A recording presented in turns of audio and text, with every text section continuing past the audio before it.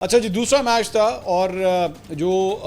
Final four का एक जो राउंड चल रहा है उसके अंदर पाकिस्तान का ये पहला मैच था भारत के खिलाफ। ओवरऑल एशिया कप में दूसरा मैच था और पहले मैच के अंदर जो कंट्रोवर्सीज हुई थी, हैंडशेक कंट्रोवर्सी और उसके बाद मैच रेफरी के हवाले से, एंडी पाइक्राफ्ट के हवाले से, उसके बाद जाहिर बात है टेम्परेचर्स वर वेरी हाई। और इस मरतबा पहले से ही बात का पता था कि पाकिस्तान और इंडिया की टीमें आपस में दोबारा हैंडशेक नहीं करेंगी और वैसे ही हुआ। और इस मरतबा फिर दोबारा जब टॉस हुआ